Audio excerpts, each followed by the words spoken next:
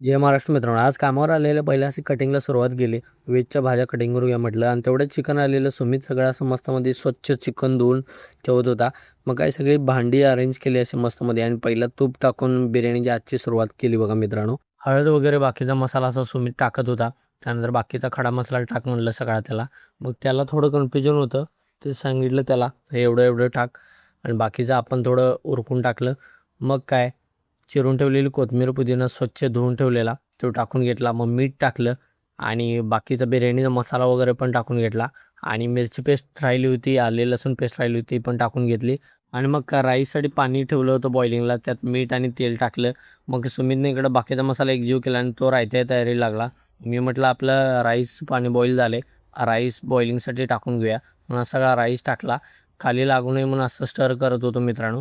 Rice खाली लागला की अवघड होते. आणि तेवढ्यात भावाची विश ऐकून जावा. भाऊ म्हणाला की आपल्याला साऊथच्या पोरगीसोबत लग्न करायचं आहे. कोणाची काय फॅन्टसी तर कोणाची काय काय सुट्टी द्यायची नाही बघा, काय नवच. आणि काय सगळी आपली तयारी होत होती तेवढ्यात राईस पण बॉईल झाला मित्रांनो. मग काय राईस बॉईल झाला, मग असे लेअर लावले आणि त्याच्यावर पण तूप टाकलं. तूप टाकल्यावर फायनली आपण रॅपिंग करायला सुरुवात केली बिर्याणी. सगळी एकवर एक अशी भांडी रॅप करायला लागलो मित्रांनो. आणि सगळं रॅपिंग आपलं पूर्ण झालं. मग काय दम लावायची तयारी होती.